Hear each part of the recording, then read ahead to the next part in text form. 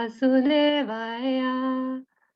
ॐ नमो भगवते वासुदेवाय। ॐ नमो भगवते वासुदेवाय। Verse 1.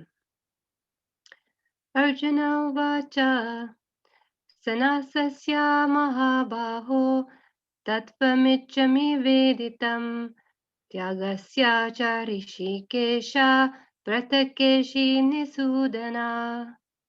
Arjuna, O mighty armed one, I wish to understand the purpose of renunciation, Tyaga, and the renounced order of life, Sannyasa, O killer of the Kasi demon, master of the senses.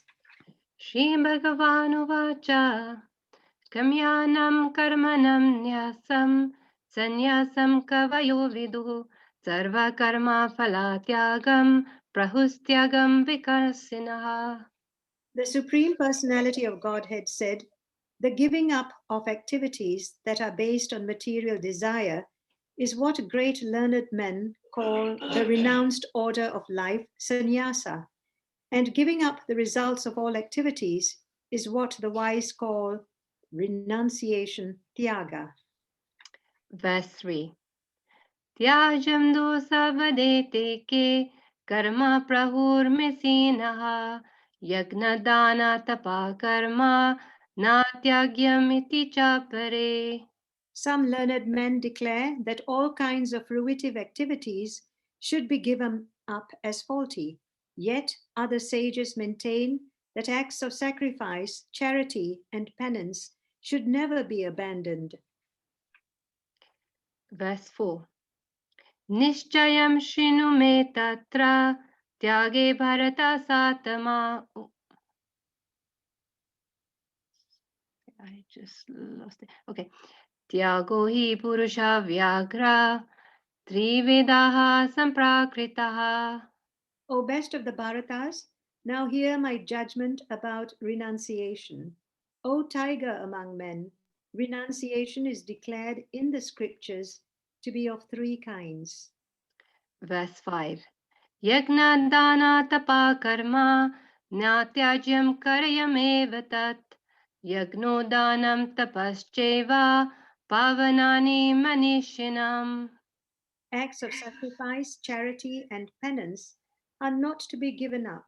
They must be performed. Indeed, sacrifice, charity, and penance purify even the great souls. Verse 6. एतानि अपि तु कर्माणि सङ्गं त्यक्त्वा फलानि च कर्तव्यानीति मे Partha निश्चितमतमुत्तमम्. All these activities should be performed without attachment or any expectation of result. They should be performed as a matter of duty, O son of Pratha. That is my final opinion. Verse 7. नितास्य तु सन्न्यासः कर्मणो नोपपद्यते मोहतस्य परित्यागस्तामसा प्रकृतिः. Prescribed duties should never be renounced. If one gives up his prescribed duties because of illusion, such renunciation is said to be in the mode of ignorance. Verse 8. दुःखमित्येव यत् कर्म कायक्लेशभयत्यजेत् सा कृत्वा राजसं त्यागं नैव त्यागफलं लभेत्. Anyone who gives up prescribed duties as troublesome or out of fear of bodily discomfort is said to have renounced in the mode of passion. Such action never leads to the elevation of renunciation. Verse 9. कारयमेत्येव यत् कर्म नियतं क्रियते अर्जुन सङ्गं त्यक्त्वा फलं चैव सा त्यागः सात्विको मतः. O Arjuna, when one performs his prescribed duty only because it ought to be done, and renounces all material association and all attachment to the fruit, his renunciation is said to be in the mode of goodness. Verse 10. Na devisti aluksham karma koshalenanusajjate tyagi sattva samavistu medavi china samsayaha. The intelligent renouncer, situated in the mode of goodness, neither hateful of inauspicious work nor attached to auspicious work, has no doubts about work. Verse 11. Nahi deha brita sakyam tayaktam karmani yashishtaha yastu karma phalatyagi satyagiti abhidhyate. It is indeed impossible for an embodied being to give up all activities, but he who renounces the fruits of action is called one who has truly renounced. Verse 12. Anishtam mishram cha trividam karmanah phalam bhavati agtyagnam pretya natu sanyasim kavachat. For one who is not renounced, the threefold fruits of action, desirable, undesirable, and mixed, accrue after death. But those who are in the renounced order of life have no such result to suffer or enjoy. Verse 13. Panchitani mahabaho karanani nibodhame sanke kartanti proktani siddhaye sarva karmanam. O mighty armed Arjuna, according to the Vedanta, there are 5 causes for the accomplishment of all action. Now learn of these from me. Verse 14. Adhistanam tatha karta karanam cha prathak vidam vividascha prathik chesta devam chevatra panchamam. The place of action, the body, the performer, the various senses, the many different kinds of endeavor, and ultimately the supersoul. These are the 5 factors of action. Verse 15. Shariravan manobhiryat karma parabhate naraha nayayam va vipirtam va panchate tasya hetavaha. Whatever right or wrong action a man performs by body, mind, or speech is caused by these 5 factors. Verse 16. Tatrevam sati kartarmam atmanam kevalam tu yaha pashyate arkata bhutitvam nasa pashyati durmati. Therefore, one who thinks himself the only doer, not considering the 5 factors, is certainly not very intelligent and cannot see things as they are. Verse 17. Yasya naham kartu bhavo excuse me buddhir yasya na lipyate hatvapi sa iman lokan nahanti na nibhadyate. One who is not motivated by false ego, whose intelligence is not entangled, though he kills men in this world, does not kill, nor is he bound by his actions. Verse 18. Jnanam gneyam parijnata trivida karma chodana karmanam karma karteti trividaha karma sangraha. Knowledge, the object of knowledge, and the knower are the 3 factors that motivate action. The senses, the work, and the doer are the 3 constituents of action. Verse 19. Jnanam karma cha karta cha trideva guna bidadataha prochyate guna sankhyane yatha vachinutanyapi. According to the 3 different modes of material nature, there are 3 kinds of knowledge: action and performer of action. Now hear of them from me. Verse 20. Sarva bhuteshu yena kam bhavam avyayamikshate avibhaktam vibhakteshu tagyanam vidhi sattvikam. That knowledge by which one undivided spiritual nature is seen in all living entities, though they are divided into innumerable forms, you should understand to be in the mode of goodness. Verse 21. Prathaktvena tu yajnanam nanabhavam prithagvidan veti sarveshu bhuteshu tagyanam vidi rajasam. That knowledge by which one sees that in every different body there is a different type of living entity, you should understand to be in the mode of passion. Verse 22. Yattu kartishna vade kashmin karye saktam ahetukam athavarta vadalapam cha tattamasam udharatam.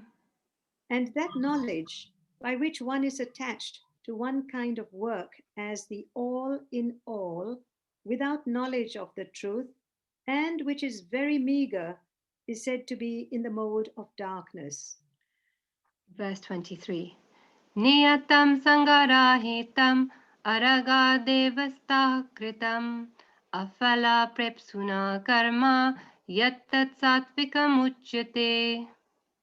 That action which is regulated and which is performed without attachment, without love or hatred, and without desire for fruitive results, is said to be in the mode of goodness. Verse 24. Yattu kame pusana karma sahankarena va punaha kriyate bhaluya shasham tadrajasam udharatam. But action performed with great effort by one seeking to gratify his desires and enacted from a sense of false ego is called action in the mode of passion. Verse 25. Anubhandam krisham himsam anapiksha cha porasam mohad arbhayate karma yattatamasam uchyate. That action performed in illusion, in disregard of scriptural injunctions, and without concern for future bondage or for violence or distress caused to others, is said to be in the mode of ignorance. Haribol, I believe we were to recite till verse 25. I'm happy to go on going, but of course. Yes, it's perfect. Yes. Thank you so much. Hare Krishna. Hare Thank Krishna. you. Thank you very much. That was wonderful recitation by Gita Mataji and by Santosh Mataji. Wonderful recitation. And welcome everyone to chat chapter a day Bhagavad Gita. I'm very happy to be back here and serving and amongst you all who are very encouraging and inspiring. I listen to the recording every day, so I know everybody is present and taking such good participation, and we are hearing from wonderful speakers. So it's been a privilege. And today I would like to seek your blessings and permission so that I can share something mainly for my purification. And so we can do some Harikatha here today. And before we begin, I would like to recite Mangalacharan prayers. And at the same time, I hope all of you also recite behind the muted mics. ॐ अज्ञानतिमिरान्धस्य ज्ञानाञ्जनशलाकया चक्षुरुन्मिलितं येन तस्मै श्रीगुरुवे नमः। श्रीचैतन्यमनोभीष्टं स्थापितं येन भूतले स्वयं रूप गदामह्यं ददाति स्वापदान्तिकं। वन्देऽहं श्रीगुरो श्रीयुतापदकमलं श्रीगुरून् वैष्णवांश्च श्रीरूपं साग्रजातं सहगना रघुनाथान्वितं तं सजीवं साद्वैतं सावधूतं परिजना सहितं कृष्णचैतन्यदेवं श्रीराधा कृष्णपादान् सहगना ललिता श्रीविशाखान्वितं च। हे कृष्णा करुणा सिंधु दीनबंधु जगत्पते गोपेशा गोपिका कांत राधा कांत नमोस्तुते।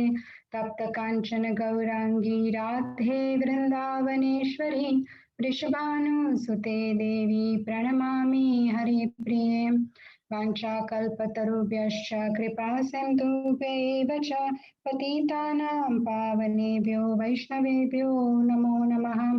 जय श्री कृष्ण चैतन्य प्रभु नित्यानंद श्री अद्वैत गदाधर शिवासादि गौर भक्त वृंद। हरे कृष्णा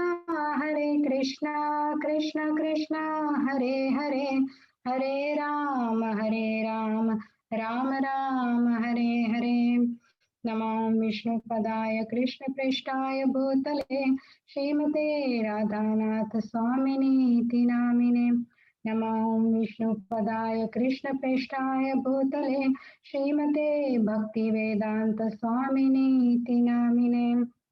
मुखं करोति वाचालं पङ्गुं लङ्घयते गिरिं यत्कृपातमहं वन्दे श्रीगुरुदीनतारिणं परमानन्दमाधवं Sri Krishna Chaitanya ईश्वरम्। Om Tat Sat. Hare Krishna.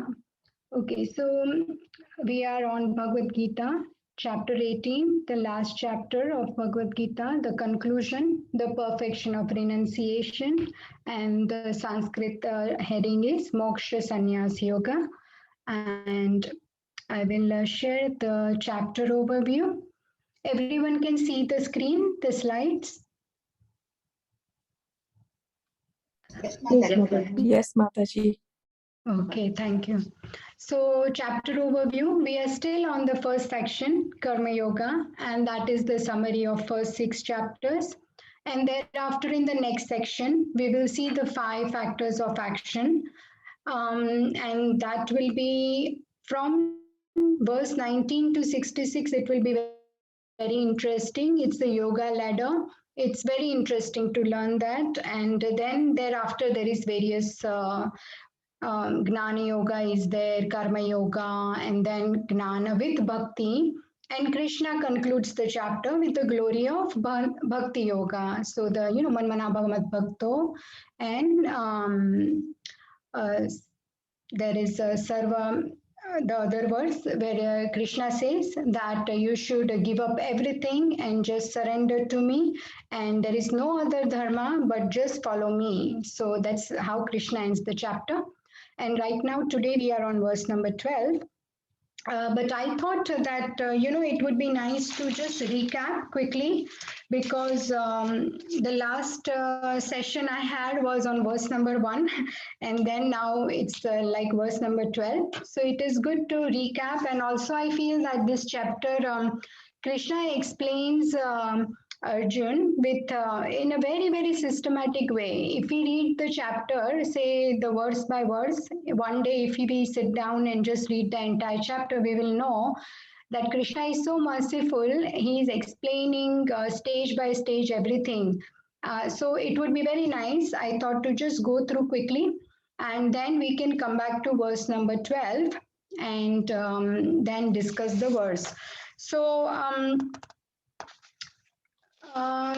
we are so that what we are seeing in this section is verses 1 to 12, which is nothing but the summary of Bhagavad Gita, chapters 1 to 6, Karma section, where Krishna says, better to do one's duty than renounce activity. And the main points in this first section is that a true sannyasi does not renounce his activities, means he does not give up work. He is detached and he gives up fruits of the work. Then the second point is Krishna concludes sannyasa, renounced order of life, and tyaga. Renouncing fruits of action are both the same. And the third point is work performed this way is renunciation or tyaga, that is in the mode of goodness or sattva. So let's look at verses number 1 to 11 quickly, and I will just give like a 1-point summary. Sorry, I could not put everything in the slide, so because there is a lot here. So in the text 1, I'm sure all of you know, you're all regulars attending every day. So who would like to say what was the question in text 1? What does Arjun ask Krishna? And Haribol, the purpose of renunciation, Tyag, and the Yeah. renounced order of life, sannyas. Wow. Yes, Mataji. Very nice. So Vishalini Mataji, right? So yeah, Arjun is asking because till now he has knowledge and he's accepted Krishna, everything that Krishna says, but he's still got some doubts here and there. And these two terms are not very easy either, are they? So there is Tyaga and Sannyasa. He wants to know what is this and what is the purpose. And he uses the three nice names for Krishna, Mahabaho, Rishikesh, and Keshinishudan. And we saw that in detail, that why every verse Krishna uses beautiful names for Arjun and Arjun uses different names for Krishna. That is simply to glorify each other. Krishna glorifies his devotee who has taken the position of a student now, and the devotee glorifies his Lord Krishna. So all these different names, that's the reason why they are used in connection to that verse. And in text 2, Krishna says that two things he says in text 2. He explains that because Arjuna asks what is Tyag and what is sannyas. So Krishna says giving up results of all the activities is called Tyaga, and giving up of activities which are based on material desire is sannyas, renounced order of life. So activities, and at the same time, those activities which lead to advanced spiritual knowledge, that should not be given up. Only material activities given up is sannyas. Now, in the text 3, the two opinions are described. The first opinion is all kinds of fruitive or material activities should be given up. But the sages maintain the second opinion that acts of yagya, dana, and tapa, sacrifice, charity, and penance, should never be abandoned. And then in text 4, Krishna gives his judgment on renunciation, and Krishna's word is final. What he says that, in the earlier chapters, number 14 and 17, we have seen various concepts in three modes. And now again in this chapter, we will see Tyaga or renunciation in three modes of material nature. So Krishna is very systematically bringing, first he gives the meaning, then he says, okay, there are the two opinions, but my opinion is that the Tyaga is done in three modes of material nature. And that's how, in what mentality one is giving up what, that's what matters. So mentality means consciousness. So now Krishna will explain step by step. In verse 5, Krishna says that Yagna, Dan, and Tapa, these three are for purificatory process. They are for advancing from human life to spiritual life. So this should be done. And these are the activities that purifies one and brings one closer to Krishna. So here I want to give example of, say, for example, in the penance, tapa, we could take example of following Ekadasi Vrata, right? So Ekadasi Vrata is done not for material benefit. I mean, some people do it, but the real Tyaga would be to do it for spiritual reason, which is to come closer to Krishna, to purify one's consciousness. That day we eat less, we sleep less, we hear more Hari Katha, more time is spent in reading, chanting, hearing. So this activity has completely become spiritual. At the same time, we are not expecting any fruits. The only thing that is done is for pleasure of Krishna, is for purifying the soul. Any activity done to purify the soul is not done with attachment. So this is text 5.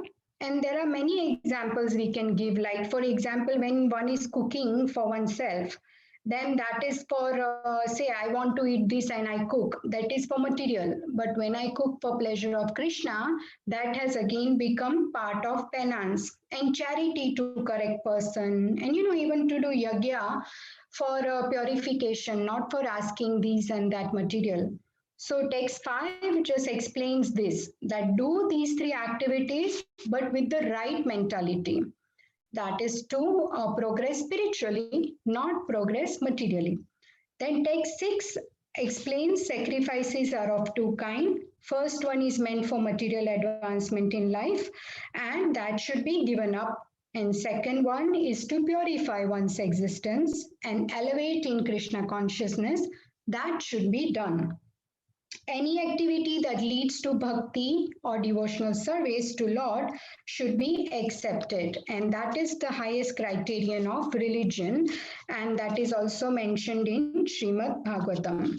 So that is text 6. Now the verse 6 and verse 9 are very similar, and we will see how. So then the verse 7, 8 and 9, now Krishna comes to the three modes of material nature, that if you give up something, if you do tyaga, and if you do it in these three modes, what are the results?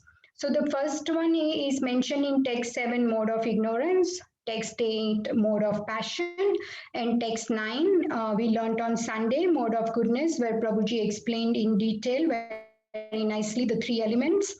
So the text 7 is when the prescribed duties are given up because of illusion, because of lack of spiritual knowledge, that kind of tyaga is in mode of ignorance. Okay, so here again we can give the example of cooking, right? That we are cooking for ourselves. And so the first one is material enjoyment, and the second, cooking for the Lord, that is spiritual spiritual advancement for spiritual purpose, for pleasing Krishna. So this is in mode of ignorance when we give up something. Also, yeah, there is one more thing we can say here is, like, for example, we have possessions. Say, for example, we have mobile, we have laptop or these, that, and some people, they don't want all these. They say, no, we should give up all this. It is not good. But if you use those same things for Krishna, for your spiritual advancement, for learning, then that is the right renunciation. But just giving up something without not having the knowledge that how it can be used for our spiritual elevation, that is not a tyaga. That is ignorance, because you're doing it because you don't know any better how to use that. And then text 8 is a mode of passion. So if one gives a prescribed duty because it is troublesome or out of fear of bodily discomfort. Now, this is a very broad area, and most of us, especially, I'll speak for myself, I fall into this, I think. Because, when, say, I'll give example here, Mangal Aarti, waking up for Mangal Aarti very early, or taking cold shower, rising up early to do spiritual sadhana, that if you don't do this because it is troublesome, and, it's a bodily discomfort to take cold shower or, to wake up very early. So if you don't do these activities because it's troubling your body, then that tyaga is mode of passion. And say out of fear, if you give up some fruitive action, that is also in mode of passion. Say somebody would say, earning money is like entangling, so I won't do it. Then that is again giving up, that is, but if your prescribed duty is earning money and providing for family, then you have to do it, but in the right consciousness. You offer your fruits, your salary to Krishna, and you use it accordingly for the advancement of your family, spiritually and education-wise. You have to provide for all these things. So, and you do charity, you do proper charity to, temples where Krishna consciousness can be developed. So more people will be benefited. So that way, there is this mode of passion where people give up things because it is a discomfort to their body or there is a fear. And text 9 is the one where we want to be. So that's the tyaga in mode of goodness. And there are three elements. It was just freshly done on Sunday. So I hope everyone remembers. It's done with the sense of prescribed duty. And when one remains aloof from material association while doing the work, but keeps mentally spiritual. So his consciousness is spiritual. Even while he's doing his work, he's remembering Krishna. He's saying, I'm doing this for you, Krishna. So it's detachment from Maya, attachment to Krishna. And the last point is, He is not attached to the fruits of his duty. So this is text 9, mode of goodness. That's what one should, aspire to be. Text 10 describes Bhakti Yogi, and this is the intelligent yogi. Why he is intelligent? Because he's called Medhavi, because he's not attached to fruits of work and he's not attached to work itself. So there is no attachment at all, work and the fruits, both. So he does not hate work because it troubles his body, and he does not, doubt any activity. At the same time, if some activity is very, very auspicious and very nice, he doesn't attach to that activity either. Because tomorrow, say his Guru Maharaj gives him some other work, he will happily do it. He will not think twice that, oh, from comfort I'm moving to discomfort. No, he will happily do it. And text 11 talks about, there are two opinions where one's Jnana, Gyan Marg, where one says that, for example, not doing any work, basically, because, that is causing bondage. But how can you not do work? See, here we can see, right? The Jnani will say, I don't want to do any work because it's binding me. So that is explained in verse 11, to give up all the work because it's binding, but that is impossible because we are breathing, the blood is circulating in our body, the food we eat is getting digested, all this is happening. We can't stop this activity and it's going to be binding. But the second element of this verse is that the person who is acting or working, they should work, but with detachment. It's not that I'll sit down, not do any work. No, verse 11 says, do your work, but do it with detachment. So, there should not be any false ego there. There should not be any material benefit. So, okay, so I have taken 15 minutes to recap everything. And the verse number 12 is quite straightforward. So we'll now start with the verse. So the verse is Anishtam Ishtam Mishram Cha Trividham Karmana Phalam Bhavatya Tyaginam Pretya Natu Sanyasinam Kvachit. The translation is, for one who is not renounced, the threefold fruits of action, desirable, undesirable, and mixed, accrue after death. But those who are in the renounced order of life have no such result to suffer or enjoy. So it's very self-explanatory. The purport is very short. A person in Krishna consciousness acting in knowledge of his relationship with Krishna is always liberated. Therefore, he does not have to enjoy or suffer the results of his acts after death. Beautifully explained by Srila Prabhupada. Srila Prabhupada ki jai. So we have gone through all of this. Now there is also a link between 11 and 12, but we've already discussed 8, 9, and 10. The link is what about the reaction which comes from the work as prescribed in 9 to 11. Okay, so these three verses, the question is that what happens to the reaction of this kind of work? And all three we know, 9 is mode of goodness. Here also in verse 10, it says that material activities are given up and spiritual activities are done. And this person is a very intelligent Medhavi, Bhakti Yogi.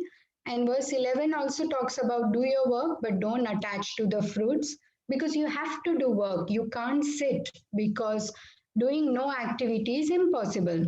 So that's these three verses, and it was important to know this because verse number 12 is a progressive verse towards that. In this verse, what it is that although various good and bad reactions result from religious duties, one who works without desires for these fruits is not subject to them. So he becomes liberated from all the threefold reactions, desirable, undesirable, and mixed. So it explains that the result achieved after death by both attached and detached. So the person who is attached has to suffer or enjoy the threefold reactions of material existence, and the person who is detached, for him there is no bondage he does not have to suffer. Basically, he is at that position where he is liberated from three modes. So there is no reaction. And Krishna conscious person is always liberated. Why? Because such person is acting in knowledge of relationship with Krishna. Therefore, he does not have to suffer or enjoy the results of his acts after death. And we can see it's beautifully explained in one of the verses in Srimad Bhagavatam, why the acting in knowledge is so important. Srimad Bhagavatam, 3rd canto, 29, verses 1 to 2, it is Kapila Dev speaking to his mother Devhuti. Bhakti Yoga, devotional service, is the basic principle of all systems of philosophy. All philosophy which does not aim for devotional service to the Lord is considered merely mental speculation. But of course, Bhakti Yoga with no philosophical basis is more or less sentiment. There are two classes of men. Some consider themselves intellectually advanced and simply speculate and meditate, and others are sentimental and have no philosophical basis for their propositions. Neither of these can achieve the highest goal of life, or if they do, it will take them many, many years. Vedic literature therefore suggests that there are three elements, namely Supreme Lord, living entity, and the eternal relationship, and that the goal of life is to follow the principles of bhakti or devotional service and ultimately attain to the planet of the Supreme Lord in full devotion and love as an eternal servitor of the Lord. So this talks about those who are a sannyasi who has renounced everything. Why? Because they have the knowledge. And what is that knowledge? They know who is Lord, who are they, what is the relationship. This is the basis. That's why this verse says that that knowledge is very important. And today's nectar of the day was very beautiful. We get every day from His Holiness Bhakti Rasamrit Swami Maharaj Group that all our activities should be done for the sake of pleasing Krishna. Enthusiasm means to constantly act for the satisfaction of Krishna. And here I was just reading up today, and then I thought maybe I can put it in these three ways to just explain that karma yoga, the positive is that it is natural. Doing work is natural, right? We can't sit without doing any work. But the negative of karma yoga is most actions cause bondage in the material world. Now, what the Gnanis say, they say that don't do any work. Now, that can be liberating in a way because you're not causing any bondage. But this is an extremely slow process. And again, we said that it's impossible to not do any activity.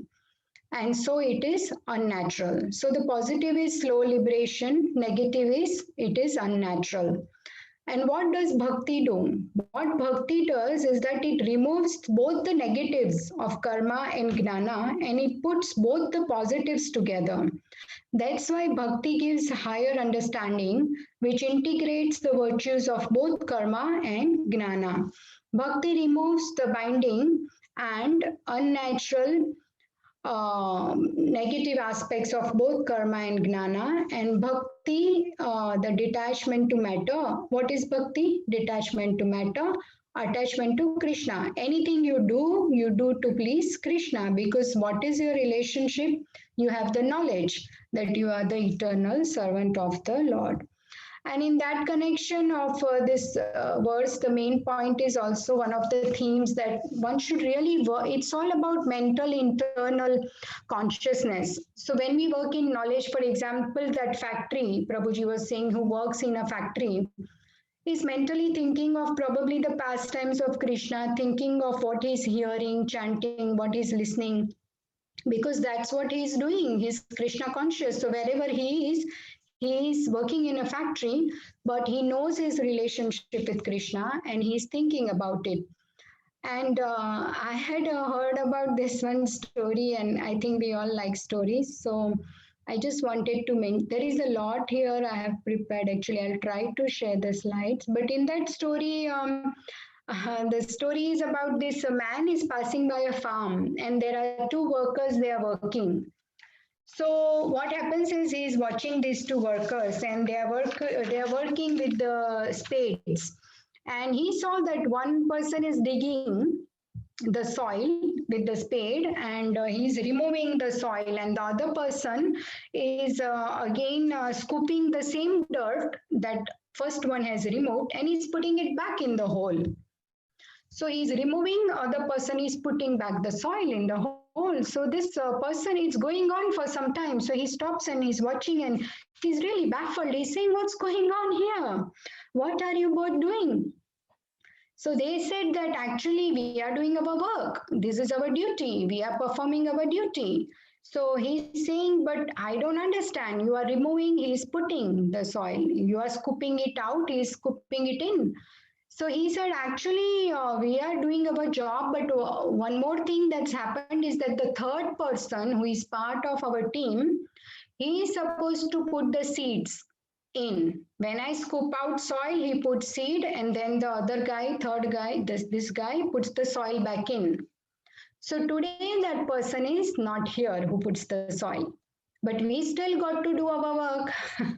So this person says, my goodness, this is completely insane.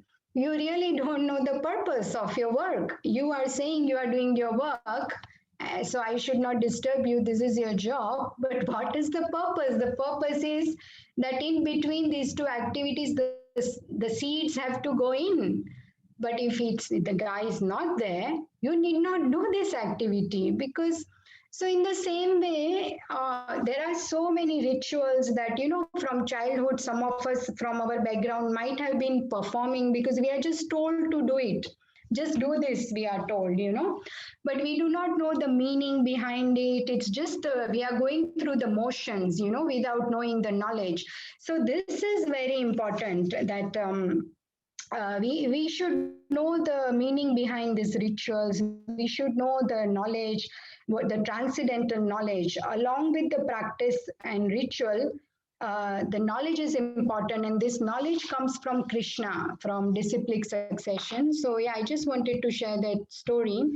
And because there are so many slides, I'm just thinking which one we finished and which one we haven't.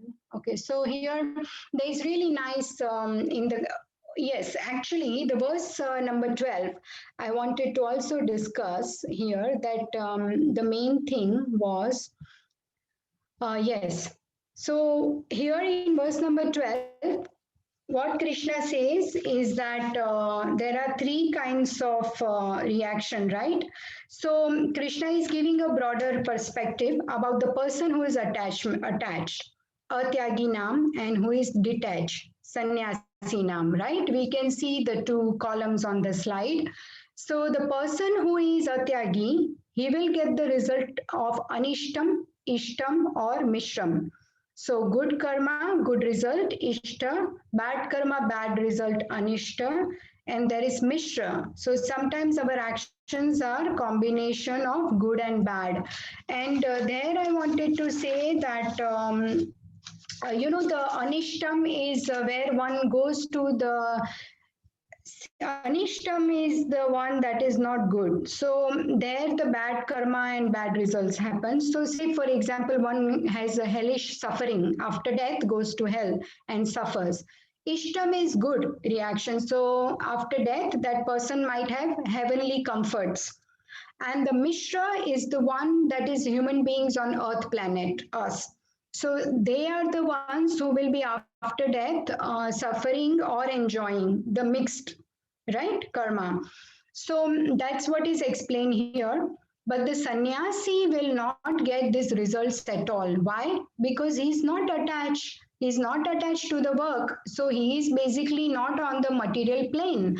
He is not attached to work. He's not attached to results. He's offering everything to Krishna. So basically, he's transcending the modes. He's coming out of these modes, the material conception. And that's what Krishna has been saying in so many chapters of Bhagavad Gita. This concept is repeated that if you understand soul, super soul, and your relationship, and that's how if you work spiritually, then you will not be bound or entangled here. And then you will not be in the material, cycle of birth and death. That's what this verse is talking about.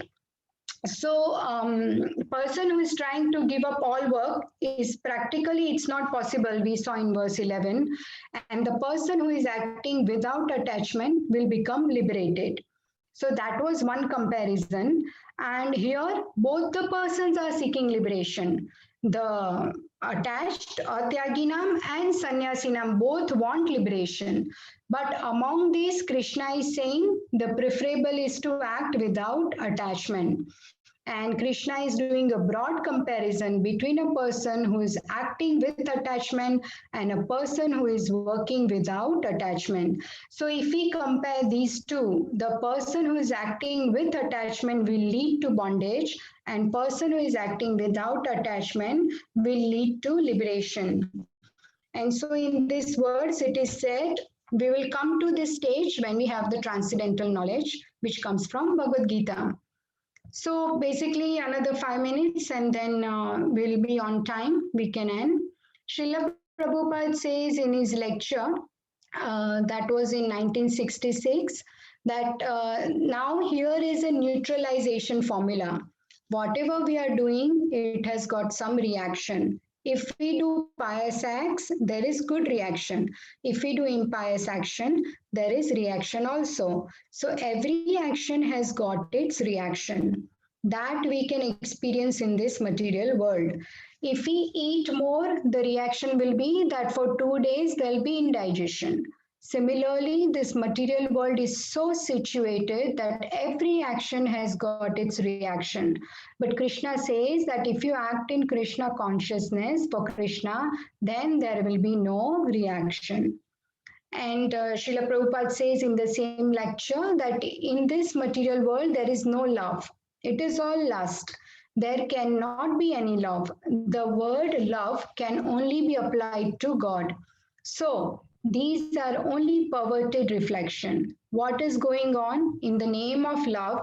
So the nature of love is this, that the lover wants every moment to see without any remuneration, without any return. That is real love.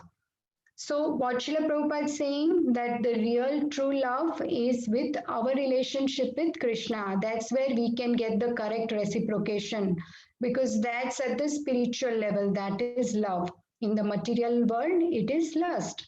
So there is no, we are going to, whatever we will do is to please Krishna, putting our false ego aside, putting our needs or our desires aside and trying to please Krishna.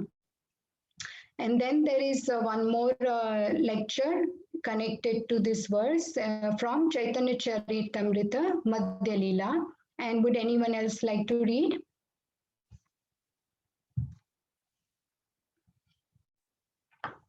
Yes, please, Mataji. Yes, Mitali Mataji, go ahead. Thank you. Nirguna Bhave, the liberation from material bondage is called Nirguna. Nirguna means the three qualities, three modes of material nature is nullified. As soon as we are transcendental to the three modes of material nature, that is called liberation.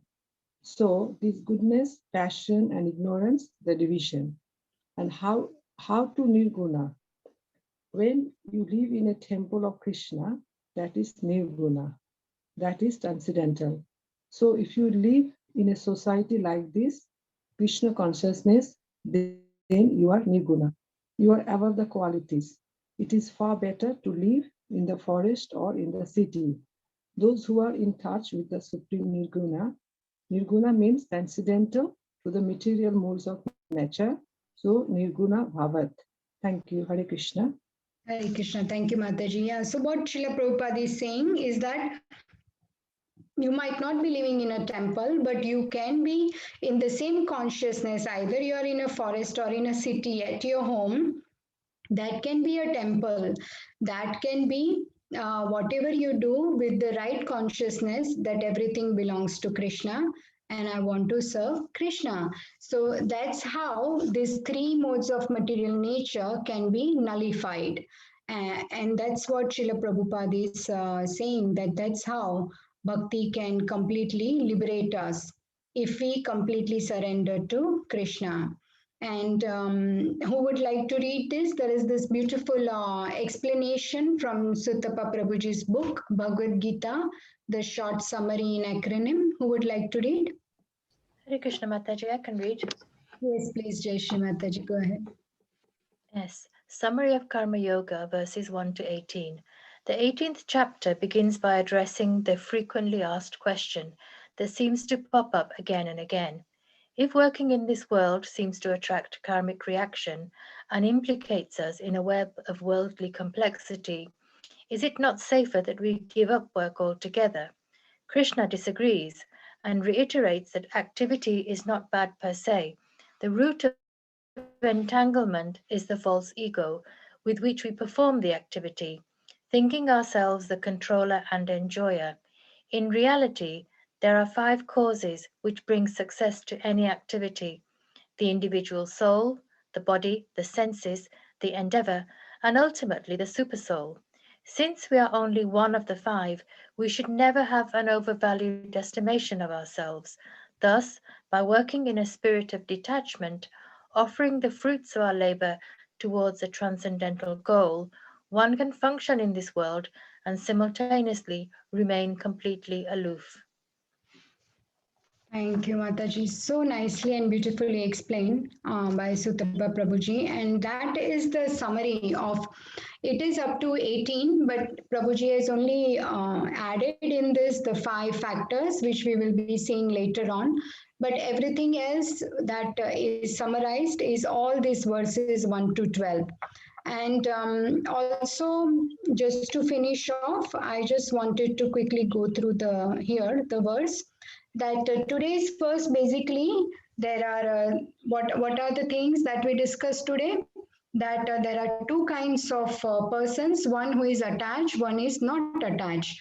The person who is attached, he is going to get the fruits of his activities, and depending on the modes and what kind of karma they have done, Anishtam, Ishtam, and Mishram.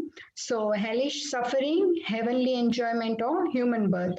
So, predominantly in hell, there is suffering, and in heaven, there is enjoyment.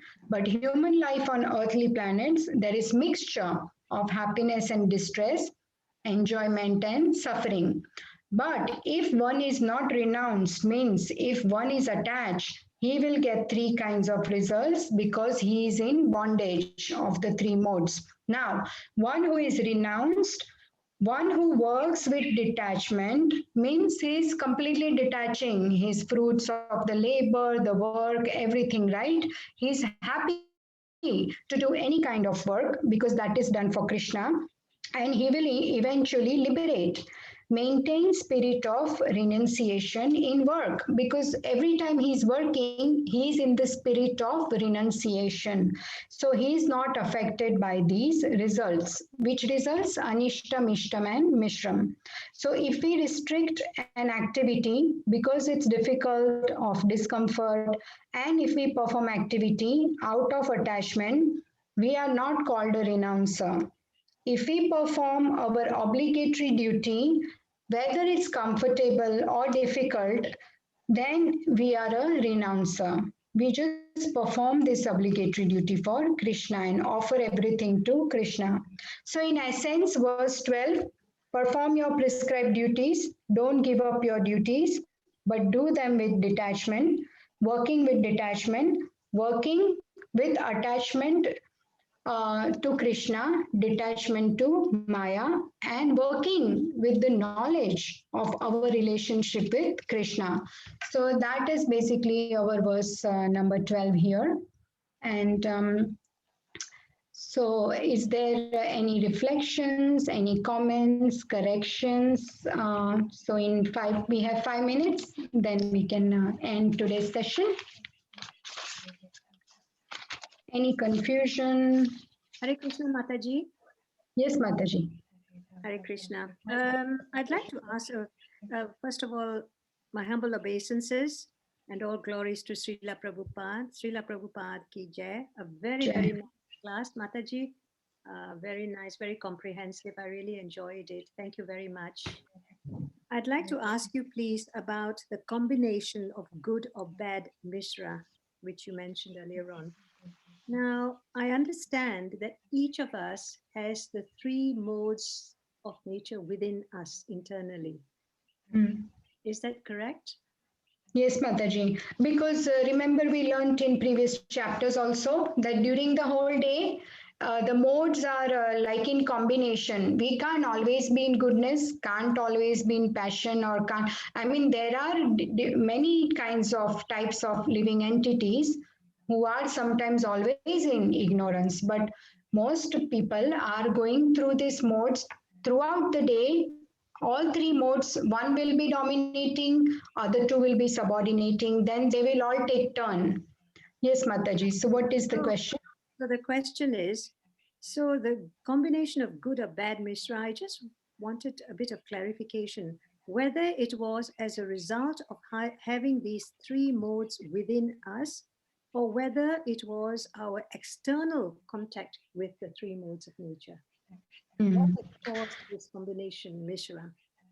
Okay, Mataji. So there is, my understanding is lots of combination of things, right? First of all, say where it's many births, many karmas. It's very complicated. It's all accumulated, due to which wherever we have taken birth is not over our control.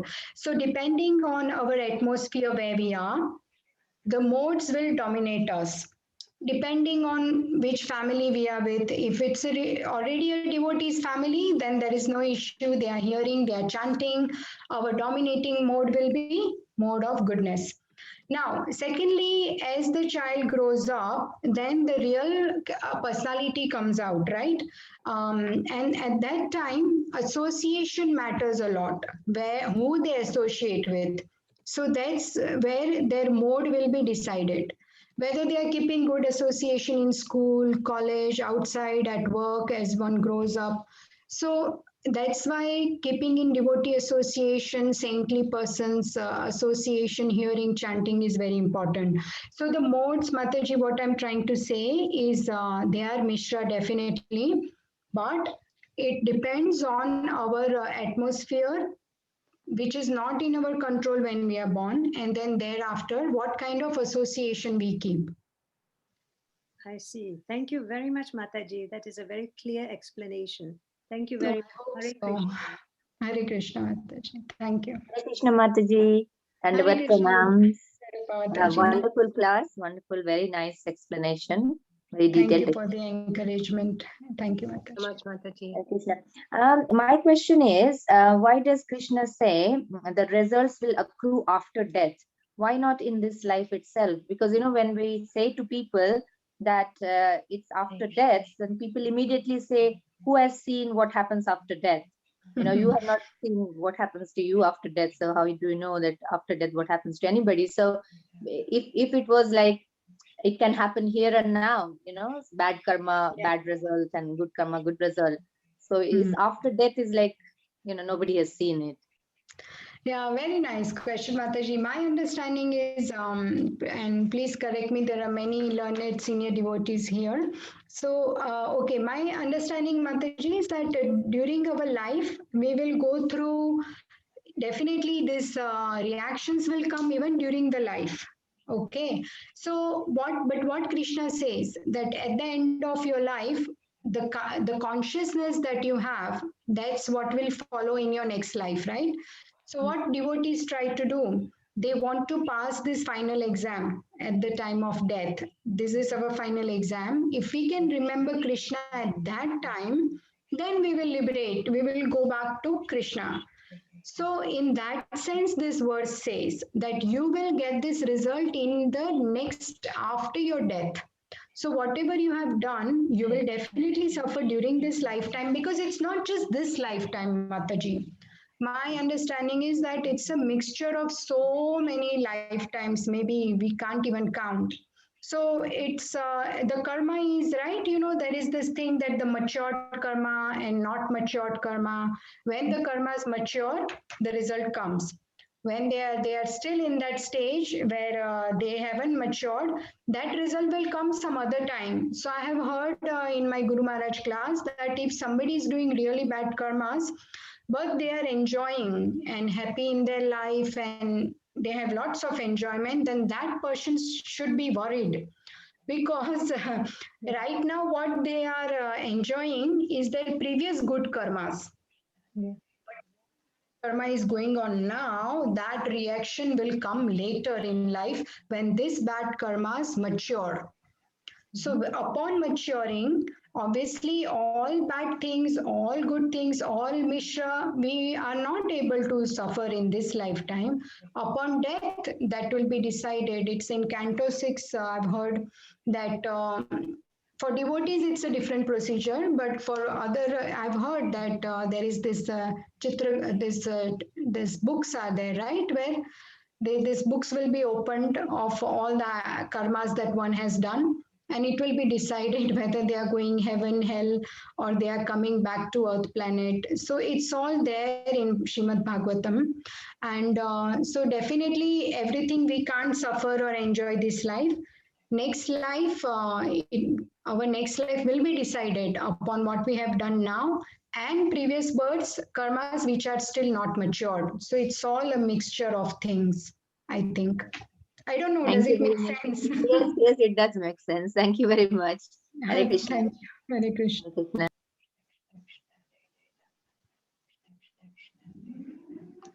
Yeah. So, okay, any other realization or anything anyone wants to share? I just want to say that you're all really amazing. Every evening you join, and I hear in the recording all the amazing, that the replies all the devotees are giving and all the verses they know, everything. So that's just so encouraging. And thank you for your service, for joining every evening and allowing me to share something. Please forgive my mistakes. I'm still learning. So if there is no more reflection, then we can end, I guess. There are messages I've not seen. Okay. I'll just quickly. Thank you so much, everyone, for the encouragement. It is all Srila Prabhupada's mercy. Thank you so much. Yeah, the recitation was beautiful. There's a lot of messages about the recitation. Very nice. Everybody's Sanskrit is so wonderful, and they are all doing so beautifully, reciting English and Sanskrit. Okay, thank you. Vanchakalpatarubhyascha kripa sindhubhyaiva cha पतितानां पावनेभ्यो वैष्णवेभ्यो नमः। Vaishnavebhyo namo namaha. Ananta Koti